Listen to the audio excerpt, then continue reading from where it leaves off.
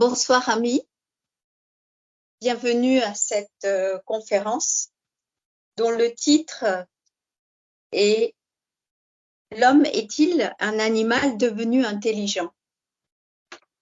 C'est un sujet qui est d'actualité puisque on entend souvent parler de toutes sortes on va dire de spéculations concernant cet homme et son intelligence et la capacité de notre progrès technique qui pourrait peut-être remplacer l'intelligence humaine. Mais on verra pendant la conférence, à la lumière de la théosophie, que l'éclairage est bien, on va dire, fait réfléchir et que l'éclairage est assez différente par rapport à une approche matérialiste. Avant de laisser la parole à notre ami pour la présentation de cette conférence, rappelons d'ores et déjà que ces activités sont organisées sous l'égide de la Loge Unie des Théosophes. Il s'agit d'une association qui est complètement libre au sens, on va dire, statut juridique, etc., puisque seule la déclaration présente les grands principes, et ces grands principes sont que on étudie de manière volontaire, avec des efforts totalement libres, les enseignements de la théosophie qui est une science, une philosophie et une religion non sectaire, universelle, sur l'être humain, l'avancement spirituel, l'évolution et les sujets comme la réincarnation, karma, etc., la mort. Donc, de nombreux sujets ils sont développés, présentés. Et la théosophie est un ensemble, comme une connaissance, un corps de connaissances qui présente des idées que l'on retrouve à la source de toutes les religions. Donc, il ne s'agit pas d'une invention, et ça, c'est quelque chose d'assez clair, mais on trouve les traces de ces grandes philosophies et ces grandes pensées dans toutes les traditions du monde entier. La Loge Unie des Théosophes est on va dire, un foyer moderne qui est d'actualité, mais nous ne prétendons pas être les seuls détenteurs de vérité et nous ne faisons que présenter aussi fidèlement que possible les idées de cette philosophie. Et cela fait partie un peu de notre, entre guillemets, contrat lorsque on utilise la plateforme, c'est de redonner en termes le plus approprié possible en langage moderne les principes fondamentaux de cette philosophie, afin qu'il y ait deux aspects. Déjà, une conviction de ce qu'est la fraternité universelle, et en travaillant ensemble, on approfondit, on consolide cette conviction. Et puis aussi, en intégrant ces principes pour réaliser cette unité qui est à la base de cette fraternité universelle. Donc, il y a un double processus, mais qui est très, très lié, bien entendu, qui est mis en avant dans cette déclaration. Tous les vendredis soirs, pendant l'année scolaire jusqu'à fin juin, nous avons des conférences comme ce soir de 20h15 à 21h30. Après quelques paroles de présentation et une courte lecture, nous avons à peu près une demi-heure à la fin consacrée à un échange de questions et de réponses sur le sujet. Nous avons également une conférence mensuelle le premier dimanche de chaque mois, avec à peu près le même schéma, sauf qu'il y a souvent un panel à la fin pour répondre aux questions. Et les horaires sont un petit peu différents, de 17h30 à 19h.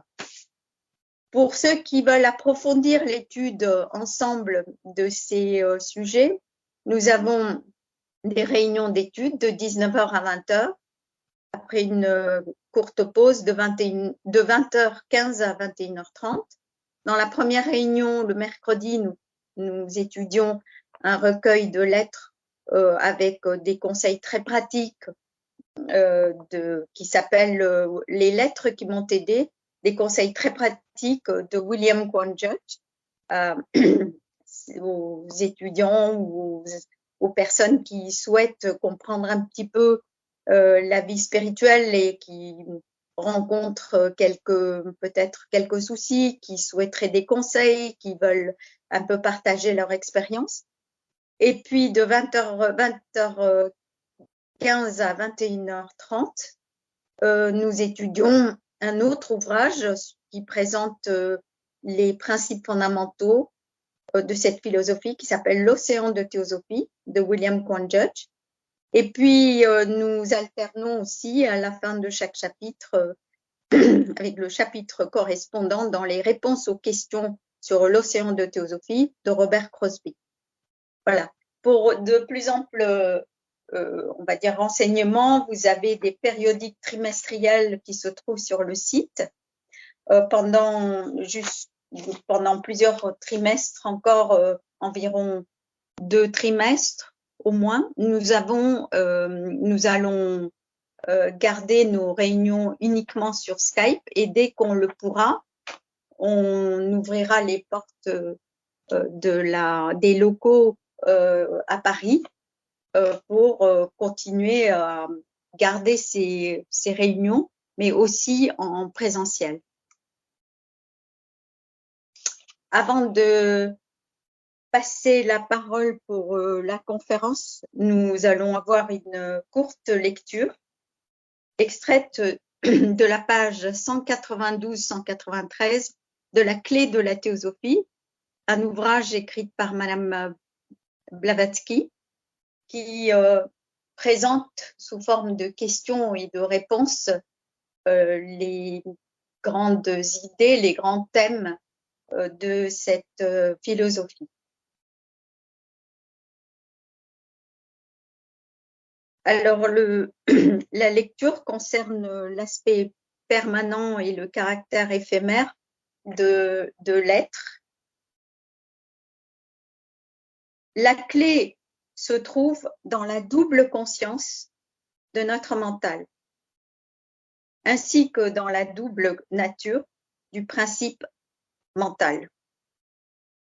Il existe d'une part une conscience spirituelle, l'intelligence manasique, illuminée par la lumière de Buddhi, qui perçoit les abstractions subjectivement, et d'autre part, une conscience liée aux sensations, la lumière manasique inférieure, inséparable de notre cerveau et de nos sens physiques.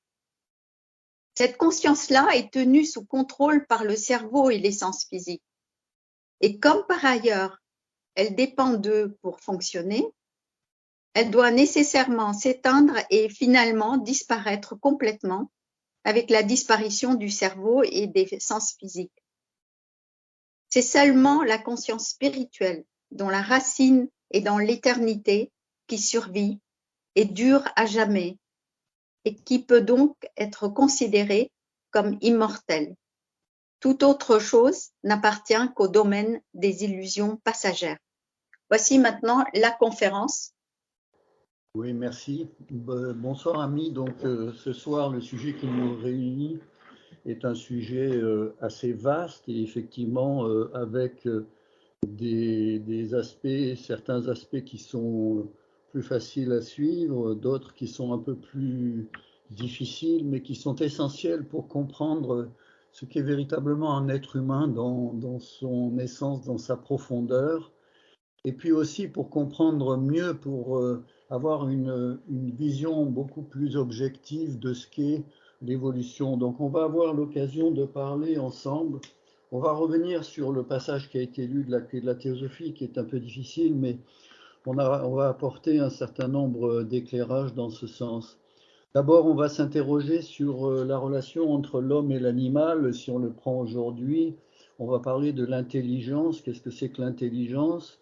Des ressemblances entre l'homme et l'animal, et puis aussi des différences, parce qu'il y a un certain nombre de différences qui sont essentielles d'un point de vue philosophique.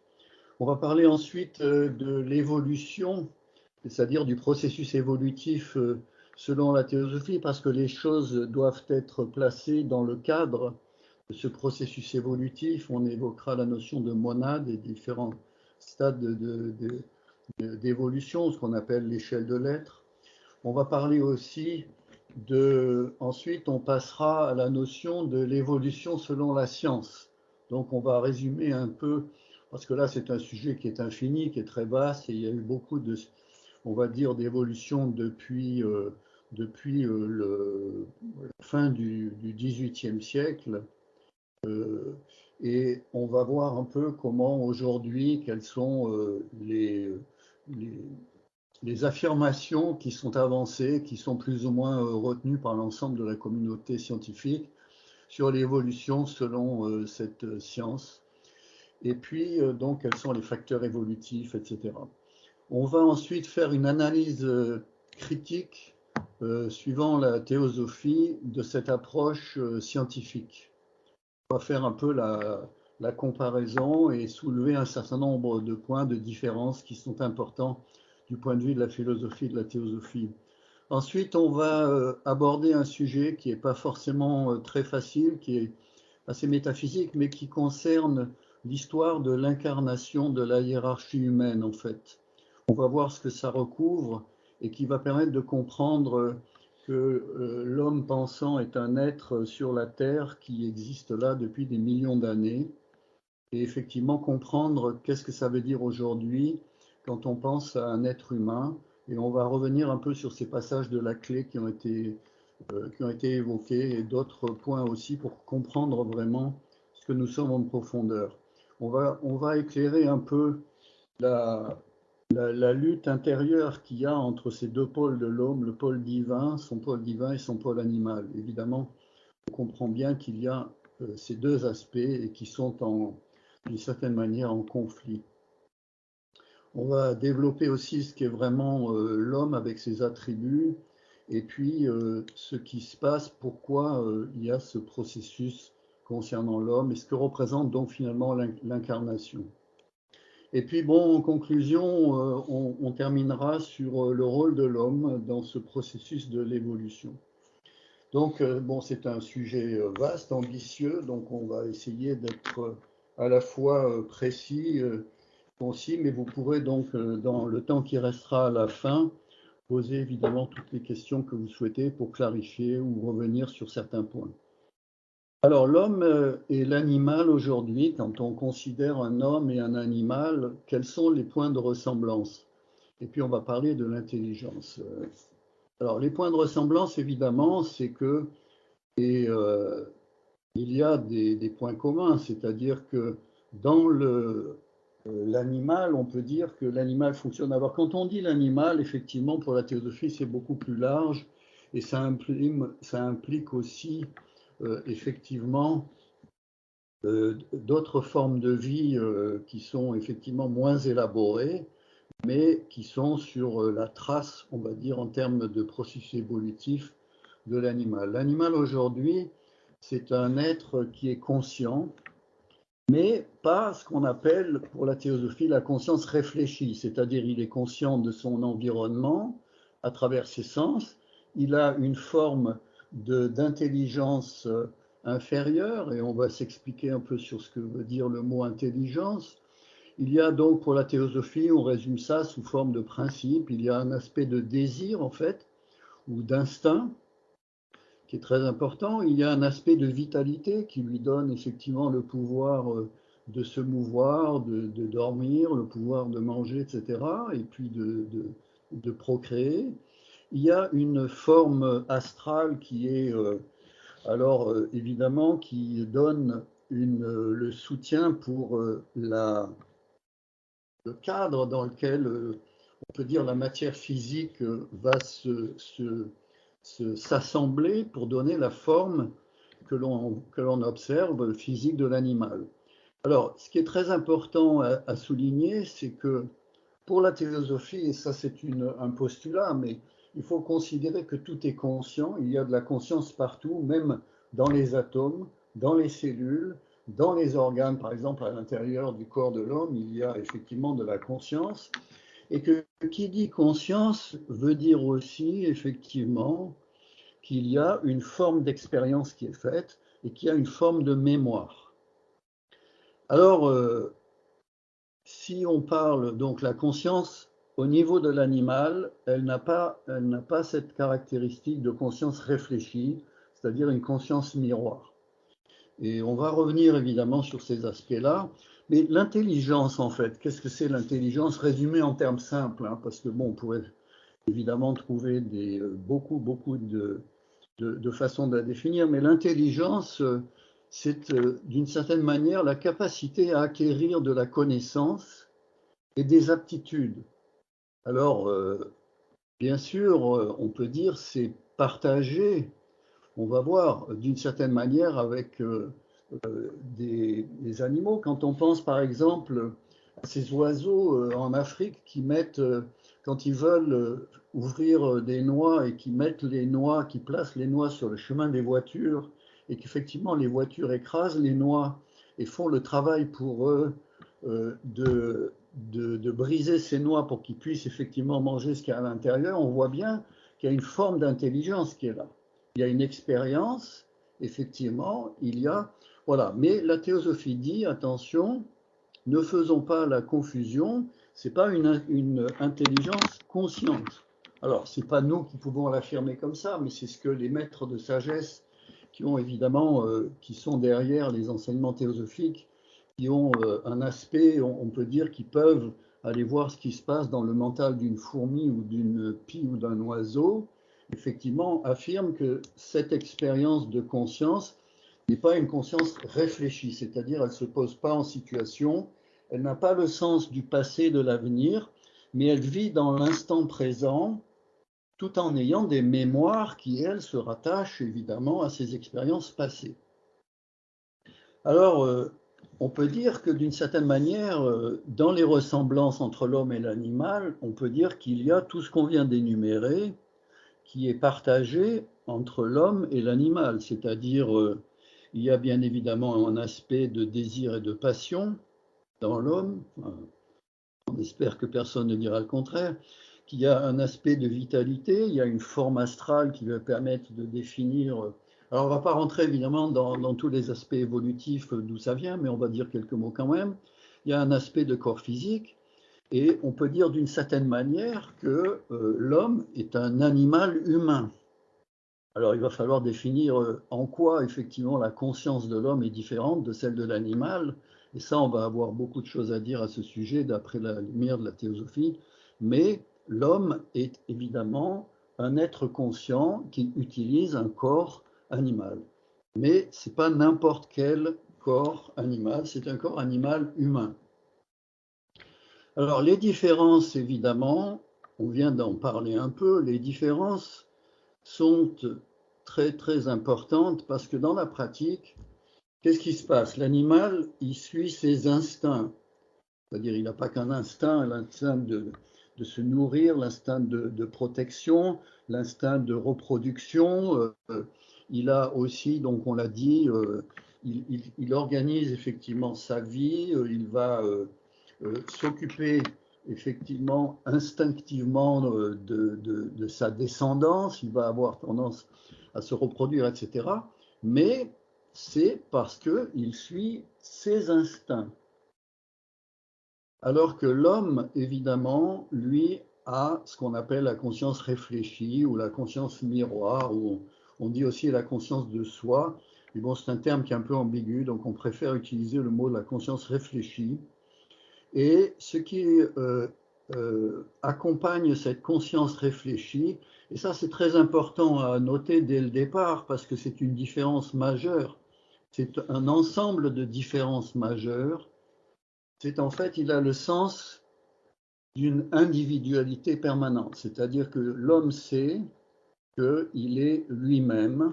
Quand il se réveille le matin, il ne se pose pas la question, bon, à moins que son cerveau soit déliquescent et qu'il soit atteint effectivement de maladies dégénératives et qui fait qu'il ne fonctionne plus correctement. L'homme normal, c'est le matin, quand il se réveille, ce qu'il a fait la veille, il a effectivement le souvenir de... Et il sait donc qu'il est à travers toute sa vie, même si la forme évolue, même si ses pensées changent, même si ses désirs changent, il y a une individualité qui demeure. Il a aussi, et là ça c'est aussi bien sûr une évidence, mais il est doué de raison. Alors la raison, on peut dire, ah oui mais les animaux ils font des choses, non mais ils n'ont pas une raison consciente en fait. C'est-à-dire ils ne peuvent pas faire de calculs mathématiques, ils ne peuvent pas envoyer des fusées sur la Lune ou aller détourner comme a fait la NASA récemment. Donc ça, les animaux, ben, on attend toujours, mais ils n'ont pas la capacité, évidemment, de pouvoir le faire. Ils n'ont pas cette capacité de raisonner, donc de prémices à partir de prémices jusqu'à des conclusions. Il a aussi, et ce qui est très important, une volonté qui peut me mobiliser et qu'on appelle aussi, alors en anglais on appelle ça la volonté libre, en français on dit le libre arbitre, c'est-à-dire en fait c'est la liberté de choix en fait. L'homme, même si elle est obérée par tous les choix antérieurs qu'il a fait et par toutes ses pensées qui l'habitent et tous ses instincts et tous ses désirs, en fait l'homme a le libre arbitre par définition et on va y revenir. Il a aussi, et par construction, de par son origine divine, la connaissance du bien et du mal, ou disons ce qui est juste et ce qui n'est pas juste, et ce qu'on appelle aussi, dans le cadre des religions, mais la théosophie donne une notion plus élevée, plus philosophique, la voie de la conscience, VOIX, c'est-à-dire qui parle à l'intérieur et qui sait, effectivement, quand on est dans une situation là, qu'il nous dit attention, ça, il faut faire attention.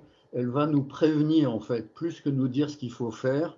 Elle nous prévient, est un peu une espèce de garde-fou intérieur, comme un genre de fonction d'ange gardien, si on veut, enfin pour utiliser cette image. Donc, qu'est-ce qui se passe pour l'homme? En résumé, on peut dire que l'homme suit une ligne individuelle de progrès avec tous ces attributs qui viennent d'être évoqués, alors que l'animal suit ce que ses instincts lui disent de faire. Donc c'était bien évidemment des différences très importantes. Alors on ne va pas s'arrêter là, bien sûr, parce qu'il faut aller beaucoup plus loin. Alors d'où viennent ces choses? Alors il faut passer maintenant à cette notion d'évolution ou de processus évolutif. Et pour la théosophie, tout commence par le spirituel, par l'unité spirituelle. Il y a dans la doctrine secrète un diagramme qui résume très très bien les choses et qui dit que la vie telle qu'on la voit se construit à partir de 7 plans, de l'intérieur vers l'extérieur. Ce n'est pas des plans qui sont effectivement physiquement représentés, c'est-à-dire que ce n'est pas quand on tourne le regard vers le ciel qu'on va les voir, mais qui sont des plans les plus intérieurs, si on veut, les plus sur de la matière ou de la substance la plus subtile, la matière primordiale, on va dire, jusque sur l'aspect le plus dense, qui est le plan physique, que nous pouvons observer avec nos sens physiques.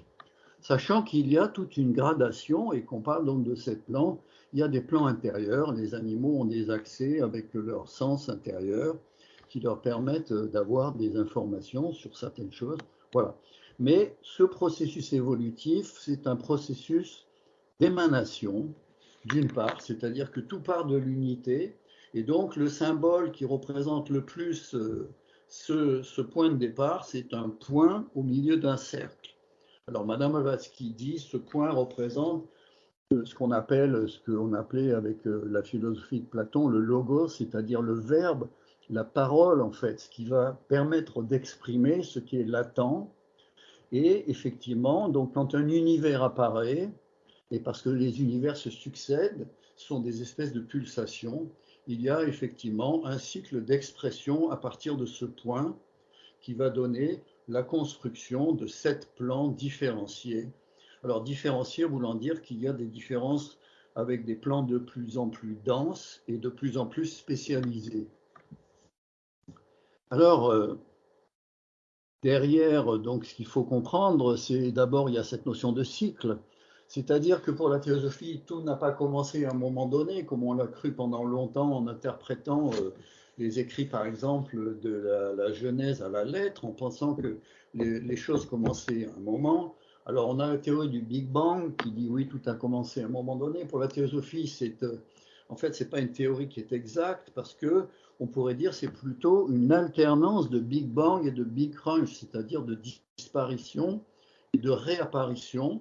Voilà, donc ça c'est un processus évolutif dans lequel les choses se coulent en fait, et c'est le cadre dans lequel on peut comprendre pourquoi il y a effectivement les choses comme elles sont, la vie comme elle est, et effectivement l'homme comme un être avec les caractéristiques que l'on va développer maintenant. Alors, il y a ce qu'on appelle une étincelle de vie qui est, on va dire, il y a deux types fondamentaux d'étincelles de vie. Alors, on utilise en théosophie un mot qui est la monade, qui a été emprunté à Leibniz, mais qui existait aussi avant chez les Grecs, en fait, le mot monas, qui veut dire une unité. En fait, c'est une étincelle spirituelle et on peut dire qu'il y a deux types d'étincelles spirituelles. Il y a celle qu'on appelle la monade Atma Buddhi, enfin on va parler plutôt de celle et qui est un pouvoir de moteur en fait, qui est ce qui pousse à l'évolution et qui est la racine spirituelle qui est derrière toutes les formes de vie, c'est-à-dire aussi bien dans l'atome que dans la cellule, que dans l'organe, que dans le corps, que dans les différentes formes de vie que l'on connaît. Au niveau de l'univers visible et invisible, en fait, il y a une espèce de collectivité de milliards et de milliards de monades qui sont des étincelles qui émanent de ce point central qu'on a évoqué, en fait, et qui ont une expression relative pendant un cycle donné. En fait, donc, ce processus de monade va soutenir ce qu'on appelle une impulsion naturelle, c'est-à-dire que les choses vont se faire à partir de ce pouvoir qui est à l'intérieur. Et il y a un deuxième type de monades qu'on appelle des triades et qui sont effectivement des monades, et on va avoir l'occasion de développer à propos de la conscience de l'homme, qui sont effectivement à ce moment-là des entités spirituelles qui sont enracinées et qui ont effectivement cette conscience réfléchie. Et là, à partir du stade humain, on observe, au lieu de parler d'impulsion naturelle, c'est-à-dire poussée par cette racine spirituelle commune à l'intérieur, il y a effectivement des efforts conscients qui sont faits, que l'homme doit faire, et c'est à ce stade qu'apparaît véritablement l'homme, et c'est son rôle de se mettre en place des efforts conscients, comme on dit dans nos propositions fondamentales, auto-induits et autodéterminés. Alors, les formes de vie que l'on constate, les prototypes, voilà, sur lesquels la science discourt, on voit des formes humaines, on va y revenir sur la vision scientifique, mais ce que dit la théosophie, c'est que, en fait, il y a deux choses à dire, c'est que ces formes s'appuient sur des prototypes qui viennent d'univers antérieurs et dont la nature a conservé la mémoire sur les plans les plus élevés, en fait. Et donc, quand on considère la lignée humaine, il faut considérer qu'il y a bien évidemment ce qu'on a appelé un animal humain, c'est-à-dire que l'homme n'est pas un animal qui est devenu pensant, qui est devenu intelligent, mais qu'il y a une lignée spécifique et qui vient de développement antérieur, de cycles antérieurs, cycles passés. Alors l'homme est une entité donc spirituelle, un penseur pour la théosophie, qui est pris dans un processus de réincarnation et chaque fois donc il va s'associer à un corps animal humain et ce corps il est reconstruit à chaque naissance en fait. Il n'y a pas de permanence du corps humain, ben, on le sait à la mort, mais aussi des enveloppes qui le soutiennent, c'est-à-dire des aspects de désir, vitalité, forme astrale, etc. Alors, l'origine de l'intelligence de l'homme et de sa raison, elle vient de la présence, nous dit Madame Blavatsky, sans aucune ambiguïté, d'un ego, ce qu'on appelle ego. Alors, ego, c'est le mot latin qui veut dire je, en fait, hein. C'est cette racine qui est en nous-mêmes et qui est finalement notre aspect profond et qui nous fait dire je, en fait, et qui est le soutien de notre individualité, de notre conscience d'être une individualité permanente tout au long de la vie, en fait. Bien sûr, les animaux, en fait, ou toutes les formes de vie, que ce soit les animaux, les atomes ou les cellules, ont potentiellement tous les attributs que l'homme a, mais simplement, ils sont encore latents. En tout cas, la conscience réfléchie, elle est latente dans les animaux. Certains grands animaux commencent à manifester des prémices, comme les scientifiques l'ont montré avec des dauphins, avec des baleines ou avec effectivement des éléphants, mais ce sont des prémices et c'est loin d'atteindre le développement que l'on connaît dans l'homme. Donc gardons simplement en tête qu'il y a en nous ce que nous sommes vraiment, une entité spirituelle, cet ego, et c'est ça vraiment que nous sommes et qui va d'incarnation en réincarnation. Alors passons maintenant à la version scientifique de l'évolution selon la science. Alors, les théories, ça remonte à Lamarck, à Darwin, on va passer un peu rapidement, mais bon, Darwin, il est connu parce qu'il a écrit en 1859 un livre qui a fait beaucoup de bruit à l'époque, mais il s'était basé sur des chercheurs antérieurs hein, qui s'appelaient De l'origine des espèces. Et à partir de là, il a construit une espèce de ce qu'on appelle l'arbre phylogénétique, c'est-à-dire en fait un schéma intellectuel, parce que pour la théosophie, il est intellectuel, où on va, comme un arbre, à partir de troncs communs, on va progressivement situer toutes les espèces que l'on connaît, avec des formes intermédiaires qui vont donner, par ce processus de transformation, qu'avait déjà évoqué Lamarck, et par un processus de sélection naturelle, d'après Darwin, finalement une évolution. Alors donc, la science dit qu'aujourd'hui, toutes les espèces qu'il y a sur la Terre, en fait, ont été développées sur toute la période d'existence de la Terre et que, en fait, on est donc sur la recherche de cet arbre phylogénétique et qui a un processus d'évolution avec deux facteurs, en fait, essentiellement concurrents, qui sont les mutations d'une part, parce qu'on a découvert depuis Darwin, on ne les connaissait pas, mais il y a eu des éléments qui ont permis de découvrir l'aspect du génome, en fait, c'est-à-dire tout le patrimoine génétique des espèces. Et puis, donc, il y a des mutations qui se produisent et qui fait que sur certains gènes, il y a des changements, alors qui sont dits aléatoires pour la science, mais qui, s'ils donnent des avantages aux descendants, bah, finalement, vont finir par s'imposer dans la population, dans l'espèce correspondante. Et puis, il y a un deuxième facteur qui est l'adaptation à l'environnement. Donc, si on est dans un environnement très humide, avec du soleil, etc., on va avoir des caractéristiques qui vont influencer effectivement. Alors, si on essaye de mettre tout ça dans la vision scientifique, hein, où se trouve l'homme? Alors, l'homme se trouve sur ce qu'on appelle un tronc commun, qui sont les primates, dans lequel il y a les lémuriens, il y a, enfin bon, bref, toute une série, y compris les singes et les grands singes ou les anthropoïdes, en fait, et les hommes. Donc, en fait, on serait dérivé de primates et la branche qui nous sépare, d'après la science, hein, d'après ce qu'on peut dire, parce qu'il y a beaucoup de versions qui sont un peu différentes, mais bon, on aurait on se serait séparé il y a environ 25 millions d'années entre les singes et les anthropoïdes, en fait, y compris les hommes, en fait. Donc, il y a séparation dans cet arbre phylogénétique il y a 25 millions d'années.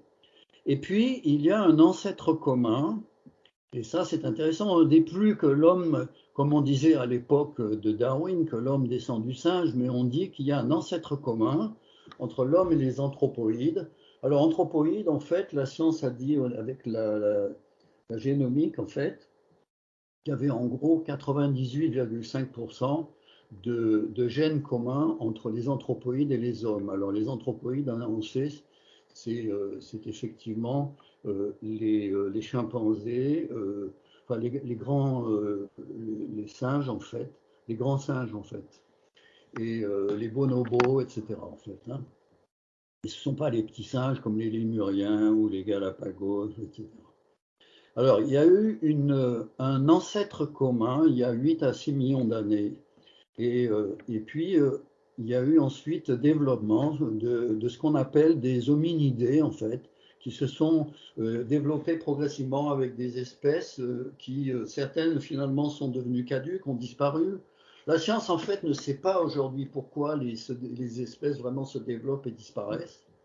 Par exemple, les Néandertaliens, qui donc sont beaucoup plus tardifs, c'est 1-2 millions d'années, en fait, par rapport à aujourd'hui, en fait, on ne sait pas pourquoi ils ont disparu. On retrouve effectivement des traces, on retrouve des squelettes, voilà. Mais on dit aujourd'hui que les premières civilisations et l'agriculture aussi se sont développées il y a environ 12 000 ans. Alors, on va voir que, bon, là maintenant, donc si on laisse un petit peu de côté cette approche, ce résumé très très succinct de la vision scientifique de l'évolution, l'évolution de l'homme, on va dire quelques mots sur une analyse critique théosophique de cette vision. Alors d'abord, et ça c'est un peu le gros problème de la science actuelle, c'est qu'elle est basée uniquement sur l'aspect visible, tangible.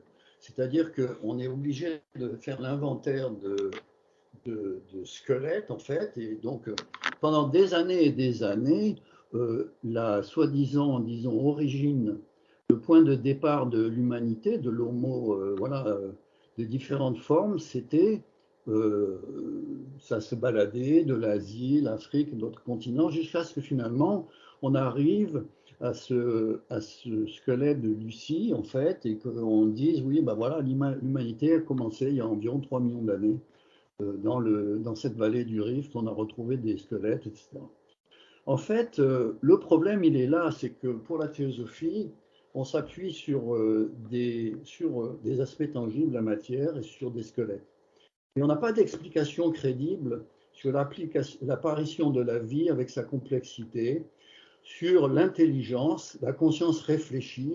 Alors on nous dit, oui, bon, finalement, il a découvert, enfin, c'est l'histoire de Prométhée, alors le feu, donc voilà, on a domestiqué le feu et tout ça. Et pour la théosophie, c'est du roman tout ça, parce que en fait, l'homme pensant existe depuis des millions d'années. Elle donne un chiffre, il a commencé à être un homme pensant depuis 18 millions d'années, premièrement, et qu'effectivement, l'homme n'est pas apparu à un seul endroit, quelque part dans l'Afrique de l'Est, dans la vallée du Rift, mais à 7 endroits simultanément. Donc évidemment, on est un peu... et puis, il y a des lignées, en fait, séparées. C'est-à-dire que la lignée humaine n'est pas une lignée animale qui est devenue humaine. Parce qu'on ne fait qu'une analyse superficielle sur ce que l'on a de physique, en fait. Et ça, c'est un peu le problème, c'est que les scientifiques ne font pas assez d'investigation et de compréhension métaphysique des choses. Alors, voilà ce qu'on peut dire très rapidement sur cette approche scientifique. Alors maintenant, il nous faut parler d'un sujet qui est le plus important pour vraiment comprendre ce que nous sommes aujourd'hui. Et on va creuser un peu plus les choses, parce qu'il y a beaucoup d'informations qui sont données en théosophie pour comprendre ce qui s'est vraiment passé et l'histoire de l'incarnation de la hiérarchie humaine. Alors, si on pense, par exemple, à un bébé, on sait qu'il y a la réincarnation, en fait. Donc, ça veut dire qu'il y a une âme sur les plans intérieurs avec tous ces instruments qui sont... Parce que quand on dit une âme, ça veut dire un ego, c'est-à-dire un centre qui a engrangé les expériences, la moisson spirituelle de toutes les vies passées et qui est prêt à s'incarner, qui vient de digérer pendant 1000 à 1500 ans les aspects les plus nobles de la personnalité passée. Cette personnalité passée a disparu. Il ne reste que ce qui a été assimilé dans l'ego, dans sa nature spirituelle.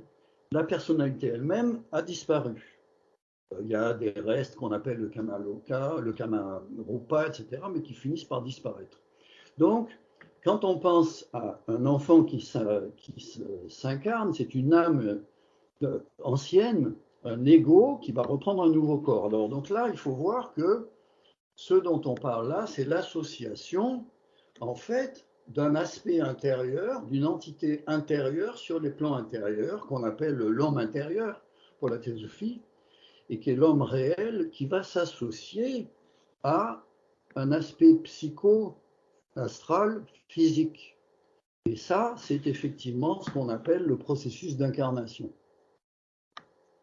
Alors, c'est-à-dire, c'est une association de cet ego intérieur, par permanent, si on veut, ce manas, avec cet aspect. Alors, ça fait une entité qui est encore plus complexe, parce qu'au-delà d'être simplement des instruments intérieurs de l'homme intérieur, ça va être une association avec des instruments sur des plans de plus en plus différenciés, jusqu'à ce qu'on arrive au plan physique. Alors, ce qu'il faut bien voir, c'est que pour la théosophie, c'est de la même manière qu'un enfant, une âme humaine ne peut pas s'incarner tant qu'il n'y a pas eu la conception, le développement du fœtus, et qu'effectivement, ce fœtus arrive à un certain degré de maturité pour que l'association commence, et on va dire que le manas commence à établir des liens. Pour la théosophie, c'est la même chose dans l'histoire de l'humanité. C'est-à-dire qu'en fait, il faut comprendre qu'il y a le pôle spirituel permanent, c'est-à-dire ce qu'on a appelé l'évolution, la ligne monadique en fait, c'est-à-dire ce qui pousse à l'évolution à l'intérieur, qui est effectivement ce qui est commun à toutes les formes de vie en fait, et qui fait que l'animal essaye inconsciemment d'évoluer à son niveau en étant poussé par cette force qui donne le pouvoir de la dynamique spirituelle en fait. Et puis, il y a la préparation de formes. Alors, dans le cas de l'homme, ce sont des formes animales humaines. On l'a dit, c'est une lignée spécifique, pas du tout une dérivation d'anthropoïdes. Alors, il y a un problème, évidemment, avec les anthropoïdes, c'est un cas particulier. Et la théosophie donne, on va faire juste une parenthèse et on va revenir à l'incarnation de l'ego après. Mais il y a eu dans l'histoire de l'humanité, à un moment donné, une espèce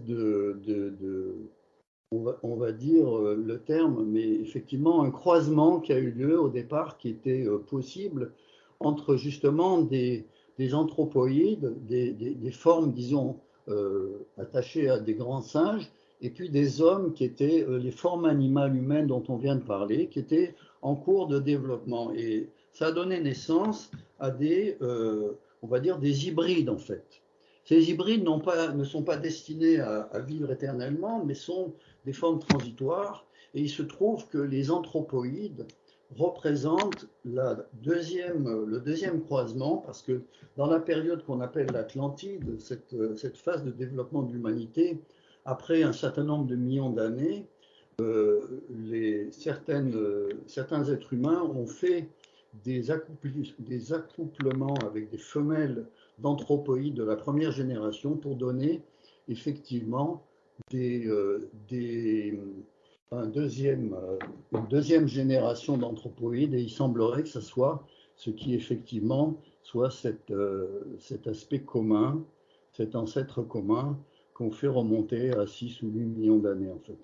Alors, pour en revenir à l'incarnation de l'ego, c'est-à-dire l'homme permanent, l'homme réel que nous sommes, alors Madame Blavatsky dit au départ, c'est un être, c'est un dieu en fait, c'est-à-dire que potentiellement sur son plan, il a toute la connaissance potentielle qui est dans le mental universel, qui est accessible, plus toutes les expériences qu'il a fait, tout ce qu'il a engrangé. Mais, comme elle dit dans la clé de la théosophie, elle dit que, juste, parce qu'effectivement, c'est un passage, en fait, qui est très intéressant. Elle dit, voilà, notre ego qui se réincarne, donc pensons à ce que nous sommes vraiment, c'est nous-mêmes dont on parle là, hein, était à son origine, au moment un Dieu, comme l'étaient toutes les émanations primordiales du principe un et inconnu. Donc il y a une phase initiale dans laquelle tous ces égaux ou ces entités spirituelles étaient comme des dieux. Et puis, comme il a été forcé depuis sa chute dans la matière, c'est-à-dire la chute dans la matière, c'est le processus évolutif qui l'a obligé à s'incarner en fait. On peut dire c'est l'incarnation. Il a été obligé de s'incarner pendant toute la durée du cycle, à intervalles successifs, du début jusqu'à la fin. Ce n'est plus un Dieu libre et heureux, mais un pauvre pèlerin qui va son chemin pour recouvrer ce qu'il a perdu. Donc nous sommes un pauvre pèlerin, ce que nous sommes au fond de nous-mêmes, ce qui est vraiment nous-mêmes et qui fait le cœur de notre individualité. C'est ça en fait, ce pauvre pèlerin. Mais alors on va comprendre un peu mieux, effectivement, ce qui se passe au moment de l'incarnation. Donc on imagine donc ce Dieu qui est là, qui sort de cette période qu'on appelle le Devachan, et donc ce pauvre pèlerin va s'associer à ce qui est une âme qui est là. Alors, il va prendre en fait dans sa sphère spirituelle, il va prendre effectivement ces instruments qui relèvent de matières plus différenciées, plus denses en fait, pour arriver jusqu'au corps physique. Et c'est grâce à cette association qu'il va y avoir la possibilité de mettre en place un courant de conscience. Alors, la théosophie nous dit ce courant de conscience part de ce qu'on appelle le principe Atma, c'est-à-dire en fait ce soi un universel, passant par le principe de l'âme spirituelle, à travers notre ego dont on vient de parler, et qui est cet ego permanent, et qui est comme une lampe qui va projeter un rayon pendant le temps de la vie incarnée, qu'on appelle la conscience de veille, à l'état de veille dans le corps en fait. Et ça, la théosophie lui donne un nom particulier, on appelle ça le manas inférieur. Mais ce qu'il faut bien comprendre, c'est que s'il n'y avait pas l'ego à l'intérieur, qui est comme une espèce de lumière, de lampe, si on veut, qui projette effectivement un rayon vers le corps, et à ce moment-là, il n'y aurait pas évidemment de conscience individuelle. Et c'est ça vraiment qui fait que l'homme a la conscience réfléchie. Et c'est ça qui lui donne, c'est cet ego permanent qui transfère ces pouvoirs qu'on a vus précédemment, c'est-à-dire effectivement cette raison, ce libre arbitre, ce sens de l'individualité, cette connaissance du bien et du mal, cette voie de la conscience, ce fait qu'il est une ligne individuelle de progrès, tout ça vient de l'ego à l'intérieur, mais qui est projeté temporairement le temps d'une vie sur la conscience personnelle en fait. Donc quand nous pensons effectivement que nous sommes cette conscience qui s'exprime à travers un corps, par les sens, etc., nous sommes un peu le jouet de ce qu'on appelle dans l'hindouisme, dans le bouddhisme, l'illusion de la séparativité. C'est-à-dire, en fait, nous avons oublié cette construction, mais il faut évidemment pas l'oublier. Et c'est cette architecture-là, c'est-à-dire ce foyer qui vient de la pôle le plus spirituel en nous et qui nous éclaire jusque dans l'état de veille, si on coupe effectivement cette filiation, on devient comme un animal, c'est-à-dire qu'on va perdre le libre arbitre, on va perdre la conscience réfléchie, etc. Donc c'est pour ça qu'il faut bien évidemment prendre conscience de ça. Le fait qu'il y ait aussi cette ligne particulière, ça met en évidence qu'il y a une lutte intérieure en nous-mêmes, en tant que nous sentons qu'il y a un pôle spirituel à l'intérieur, qui est notre pôle divin, avec toute cette chaîne en fait qu'on a évoquée. Toutes nos vies passées, nos connaissances, tout ça est porté par cet ego, parce que nous sommes en profondeur. Mais nous n'avons pas vraiment suffisamment renforcé. Alors, la théosophie précise qu'au moment où il y a eu l'éveil de la conscience réfléchie, donc quand des formes On revient un peu sur ce qui s'est passé il y a 18 millions d'années et puis les millions d'années qui ont suivi. Après avoir, on peut dire, la nature, avec ses processus évolutifs, a mis en place la forme humaine animale. Gardons bien ces mots ensemble, la forme humaine animale. Quand elle était prête, à ce moment-là, a eu lieu le processus de l'incarnation de la hiérarchie humaine. Et cette hiérarchie humaine, il ne faut pas oublier, et la théosophie donne beaucoup d'indices pour essayer de comprendre, c'est une hiérarchie avec beaucoup de niveaux et qui sont effectivement impliqués. Ça va de ces sages, ceux qui se sont associés aux formes qui étaient les formes humaines animales qui étaient les plus élaborées, qui sont devenus des sages à ce moment-là, qui sont venus apporter effectivement des connaissances, etc. Ils ont pu servir aussi de préparation d'une race qui a servi à l'incarnation d'êtres encore plus élevés, qu'on appelle des esprits planétaires, qui continuent à veiller et à protéger sur l'humanité.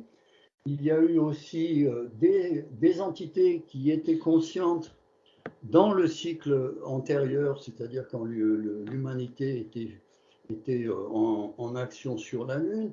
Enfin, il y a un certain nombre de degrés jusqu'à ce qu'on arrive à ces entités qui représentent l'homme ordinaire, qui effectivement n'a pas eu parce qu'il n'a pas encore été préparé suffisamment, et c'est son chemin évolutif, de faire en sorte que cet éclairage de son ego à l'intérieur soit suffisamment dégagé pour que toutes ces qualités s'expriment et cette connaissance qui est à l'intérieur puisse se manifester. Et la seule façon qu'il faut comprendre, c'est que il y a donc ce chemin de lumière à l'intérieur. Alors Madame Blavatsky l'appelle Antaskarana en fait, hein, dans la voie du silence et ailleurs. En fait, c'est par là que vient effectivement la seule connaissance qui puisse venir de l'intérieur. Et en même temps, l'incarnation, c'est notre planche de salut parce qu'avec cette conscience qui fonctionne à travers un corps, c'est notre seul moyen de faire des progrès, de faire des expériences qu'on va engranger après la mort et qu'on va enrichir, qui vont permettre de renforcer cet antaskarana pour qu'il devienne non plus un antaskarana, mais comme dit la voie du silence, qu'en fait, les deux fusionnent, les deux aspects du manas ne deviennent plus qu'un, et à ce moment-là, on devient comme un adepte en fait. L'adepte, c'est celui qui a fait en sorte que son pôle spirituel manasique s'exprime jusque dans sa conscience de veille. Donc voilà, évidemment, l'enjeu et le but de cette évolution de l'homme par lequel il est obligé de passer. Il n'a pas le choix, en fait. Nous sommes obligés de passer par l'expérience de la conscience incarnée, qui est portée par notre ego, qui est nous-mêmes, au fond, notre homme intérieur, si on veut. Et c'est ça qui est le moyen que nous avons de pouvoir progresser et exprimer le plus, de manière plus efficace, ce que nous avons dans notre nature. Maintenant, il faut maintenant s'arrêter parce que nous avons beaucoup évoqué de sujets. Il va falloir laisser la place aux questions. Mais pour terminer, on doit se retourner sur des choses que Judge rappelle dans l'océan et peut-être on va rappeler quelques idées qui figurent dans le chapitre sur Manas, donc le mental, cette entité consciente qui est nous-mêmes. Et il souligne dans ce passage que cette individualité permanente a un rôle non seulement par rapport à l'évolution de l'homme et la perfection de ses instruments, pour que cette réunification de ces instruments du manas se fasse, que donc toute la lumière intérieure de la conscience divine puisse rayonner, mais aussi l'homme a un rôle par rapport à l'évolution de tous les départements de la nature. Et en fait, il est un peu comme le pionnier sur la Terre, c'est l'homme en tant que hiérarchie collective, avec tous les degrés qu'on a évoqués, c'est-à-dire des sages les plus élevés qui sont incarnés, qui sont les maîtres de sagesse, ces esprits planétaires qui veillent et qui de temps en temps se manifestent comme des avatars au début de grands cycles, comme elle dit, par exemple au début des grandes races. Et puis, là, toutes les formes de vie qui sont là, donc y compris les règnes dits précédents sur l'échelle de l'être, c'est-à-dire le minéral, le végétal, l'animal, et tous les règnes élémentaux qui dépendent, par exemple, dont on dépend pour pouvoir avoir une conscience réfléchie, pour pouvoir faire des actions, etc.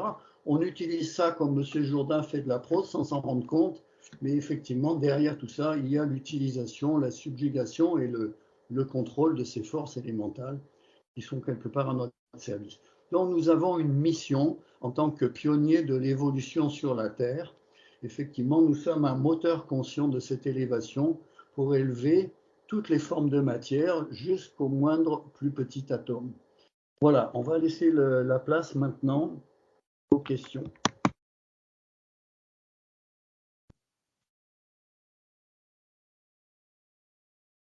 Quels sont les...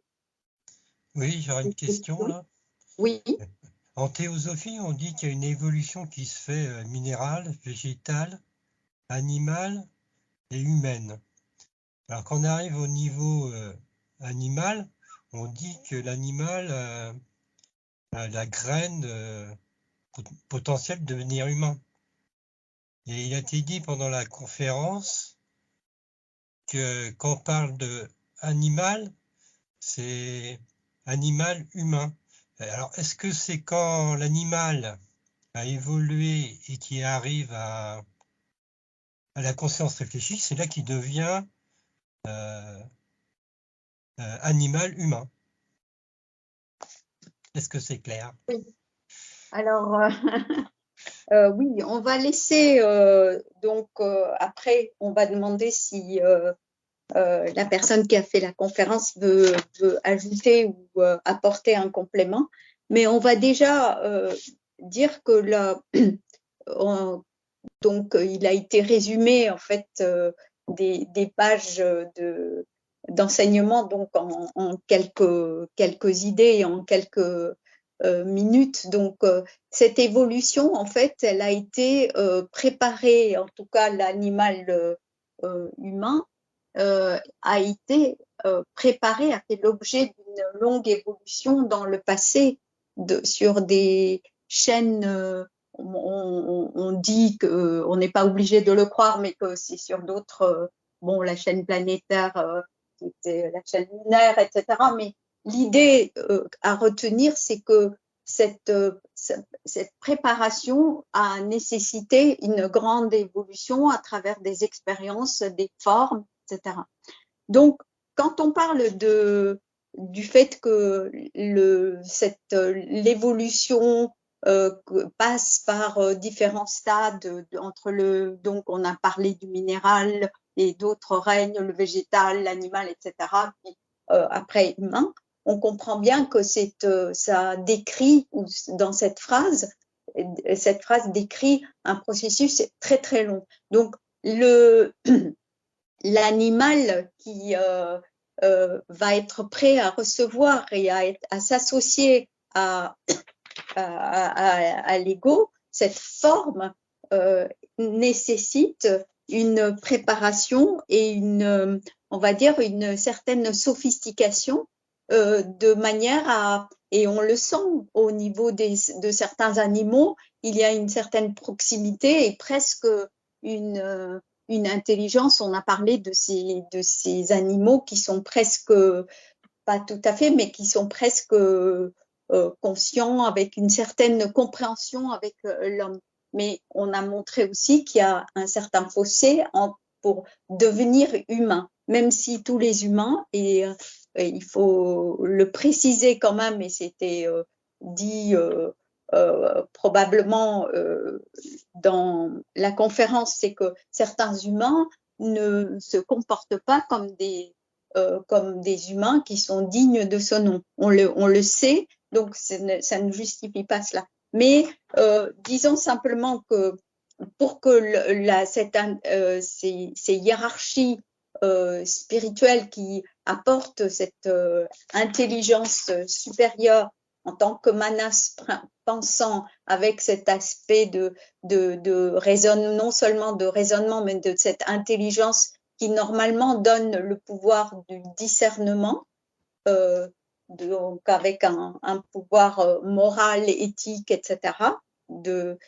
Ça demande un degré d'évolution très, on va dire, assez sophistiqué et une longue préparation.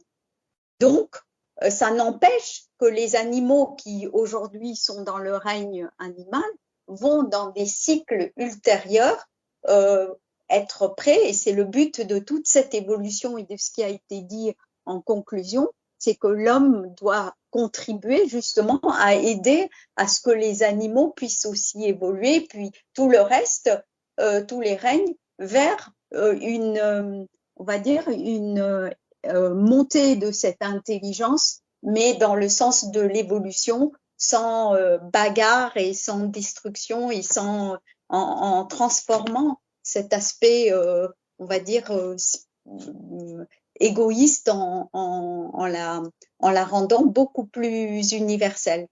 Alors, Dominique, est-ce que tu veux ajouter quelque chose avant de...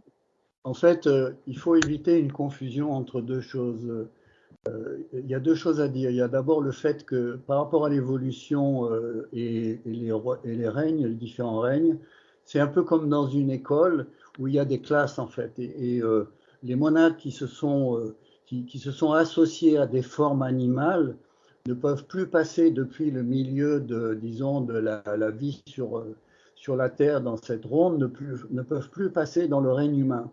Mais donc il y a des étapes, effectivement, c'est-à-dire que celles qui sont là et qui ont le développement à travers les monades qui commencent à s'individualiser, qui ont le développement suffisant, vont passer dans un prochain cycle, devront atteindre un prochain cycle pour s'associer à des formes animales humaines. Donc il ne faut pas confondre les formes utilisées par ces monades qui s'exprime dans le règne animal avec ce qu'on a appelé l'animal humain. L'animal humain, c'est une lignée spécifique pour porter les égaux humains dans la manifestation et qui vient, comme ça a été dit, parce qu'il y a toujours eu des hommes dans les cycles passés, il y a toujours eu des perfectionnements des formes humaines, on veut dire des formes animales humaines, dans les cycles passés, qui sont des archétypes qui sont réutilisés. Mais c'est une chose différente que de considérer maintenant ces monades qui viennent du règne, qui sont en fait, quelque part, qui sont attachés à des corps animaux et qui devront attendre le prochain cycle pour pouvoir être associés à des corps animaux humains. La deuxième chose à dire, c'est que le passage, en fait, l'intelligence de l'homme ou l'ego, la conscience réfléchie ne vient pas d'en bas, elle est une émanation d'en haut. Et ça, bon, on n'a pas détaillé parce qu'on rentre dans des choses qui sont assez complexes, mais il y a un prototype divin qui est derrière et qui fait appel à ce que Madame Blavatsky appelle l'émanation par les Dhyani Bouddha, par une classe d'êtres spirituels la plus élevée, en fait, qui va donner naissance à des entités manasiques qui sont destinées à être humaines dans le cycle qui vient. Donc en fait, on voit bien qu'il y a une descente, d'une certaine manière, il y a une préparation, et qui dit émanation dit qu'il y a un lien continu qui reste. Donc ça veut dire qu'en parallèle de la préparation de formes qui étaient déjà potentiellement humaines, qui ont le label humain, mais qui étaient comme des animaux, il y a à un moment donné l'intervention de ce qu'on appelle des triades, des entités manasiques qui étaient là en attente et qui s'associent comme l'enfant qui va se réincarner en fait, et qui étaient là, et dans cette hiérarchie de l'humanité, il y a 7 classes en fait, il y a ceux qui sont des nirvani qui reviennent, il y a des nirmanakaya, il y a différentes classes bien évidemment. Donc, ça n'est pas un animal qui va devenir humain, c'est l'animal qui a fait les expériences dans le règne animal, enfin la monade qui s'est associée, qui a permis les expériences, qui ensuite va pouvoir s'exprimer en tant que triade, Atma, Buddhi, Manas, en fait. C'est un peu différent, en fait. Hein. L'intelligence ne vient pas du bas, mais elle est une émanation d'en haut à partir d'entités qui elles-mêmes l'ont obtenue d'entités antérieures et ainsi de suite, comme une bougie qui est allumée par des bougies déjà qui est éteinte et qui est allumée par des bougies déjà allumées. En fait. Il y a une autre question aussi. Hein. Oui, Germain? Oui, alors quand on voit le thème de cette conférence, l'homme est-il un animal qui est devenu intelligent? On s'est dit que si ce thème avait été annoncé aux habitants des autres planètes, beaucoup seraient venus voir à quoi reflète un peu notre monde. Alors, comment comprendre que l'animal qui agit par instinct, qui n'est pas soit conscient comme l'homme qui agit des prémices aux conclusions, a un monde beaucoup plus organisé que celui des humains, soit conscients, où on ne voit que des luttes, des rivalités, des guerres, des catastrophes. Comment comprendre cela en fait? Oui, alors comment comprendre le fait que dans cette, quand on voit la complexité et le degré on va dire, non seulement de préparation et l'intervention de ces hiérarchies, etc., pour faire de l'homme cet homme, comment se fait-il que le monde aujourd'hui ne reflète pas cette profondeur et cette intelligence qui caractérise l'homme, alors que chez les animaux, on voit que le monde est organisé. Beaucoup plus peut-être par rapport à toute la désorganisation et la destruction que provoque l'humain.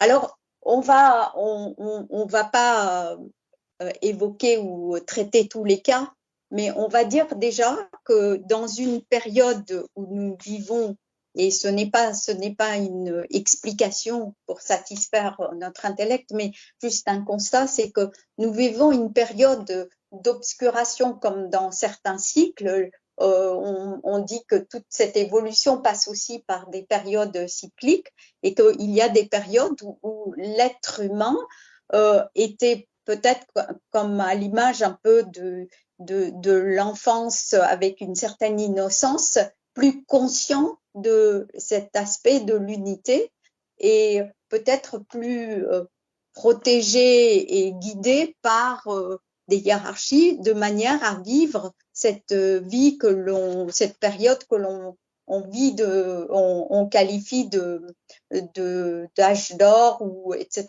Mais attention, ne tombons pas dans une espèce d'imagination poétique où tout était bien avant et maintenant on est devenu tout méchant, tout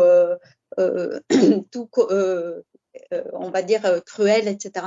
Certes, il y a des types d'hommes qui ne reflètent pas cette conscience, mais en même temps, il y a cette lutte aujourd'hui et une prise de conscience qui se fait par l'intérieur. Pourquoi c'est devenu comme ça? Parce que on est pris dans le matérialisme, on est aveuglé par un sentiment de séparativité, l'égoïsme est le résultat de toute cette ignorance, et des êtres continuent à travailler pour redonner ces vérités. Et à un moment donné, il y aura progressivement avec plus d'individus qui vont penser dans le sens de cette évolution spirituelle et qui vont aider à l'incorporer, il y aura une meilleure, on va dire,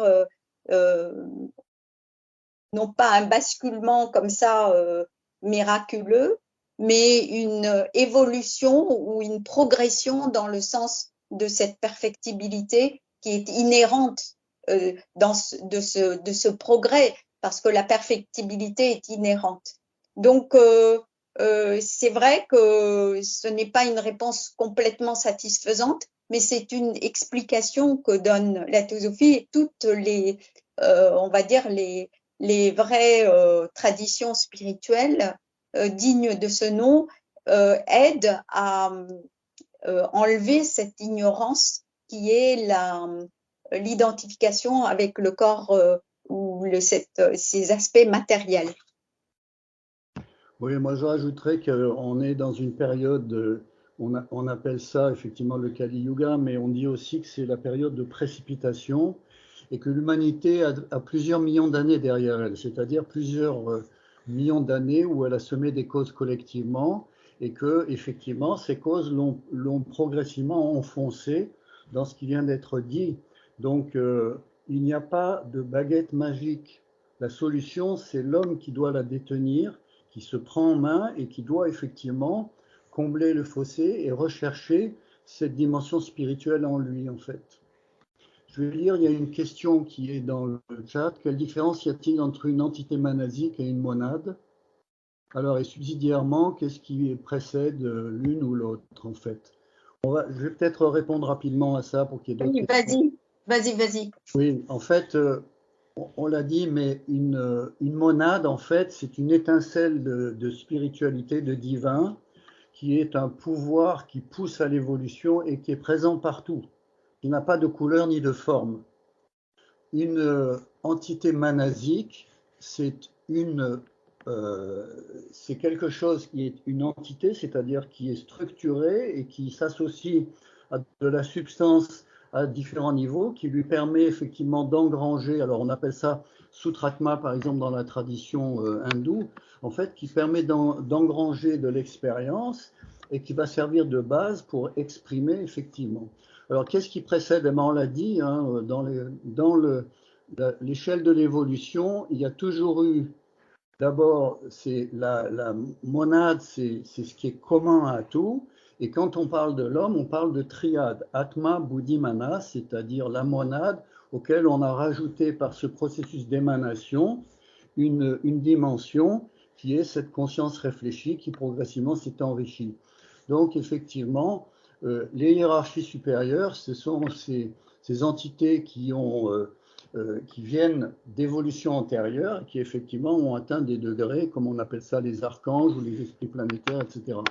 Donc en fait, il y a toujours le niveau qui monte et puis le niveau qui est déjà arrivé, qui sert d'aide pour les niveaux qui suivent en fait et qui sont solidaires en fait. Voilà.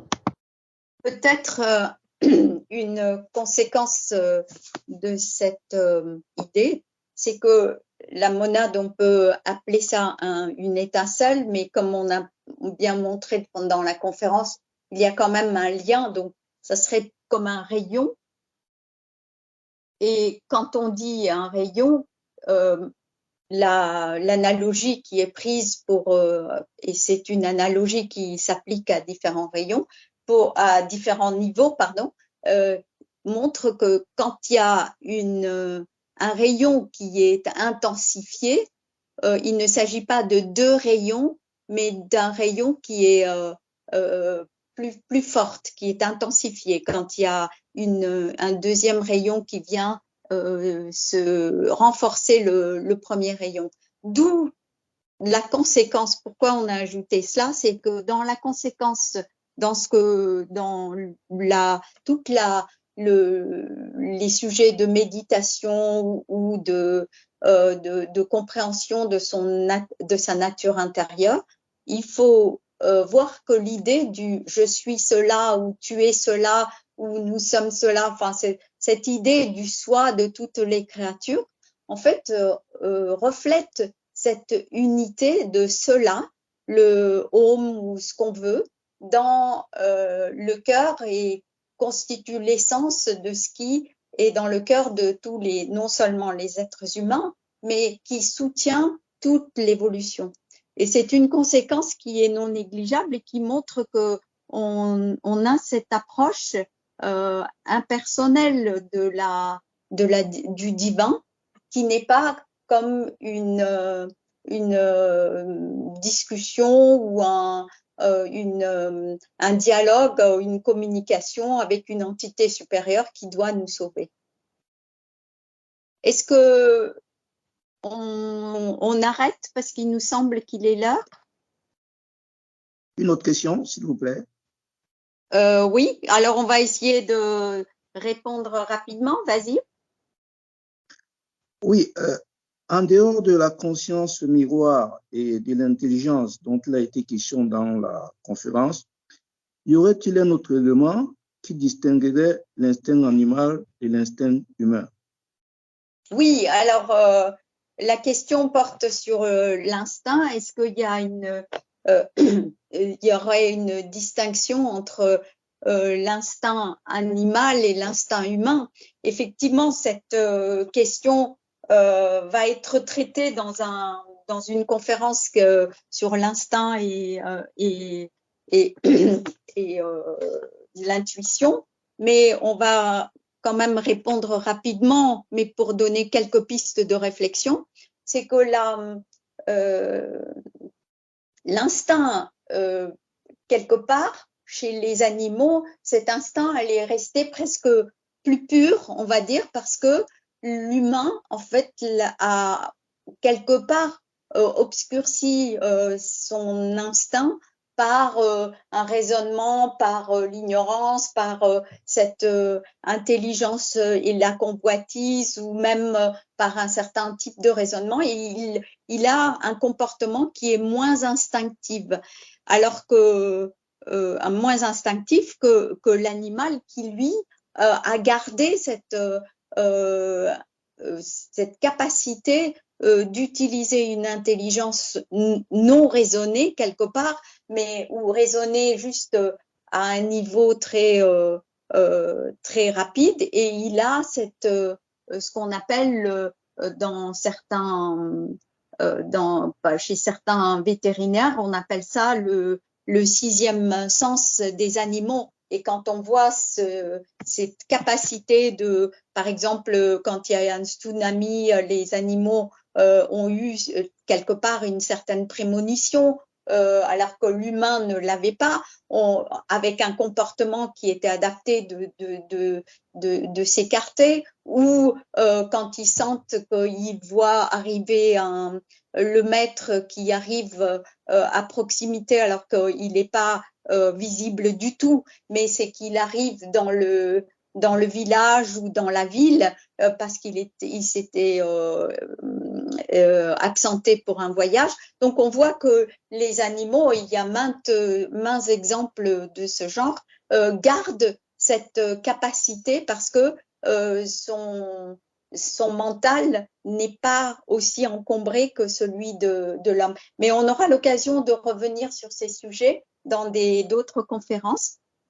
Comme il est l'heure, nous vous souhaitons une bonne soirée. Et puis, alors la prochaine conférence, on a oublié de l'annoncer, et le 4 novembre, que penser des miracles? Le 11 novembre, désir et volonté. Et le sujet de l'intuition et de l'instinct va être traité le 9 décembre. Merci. Bonne soirée.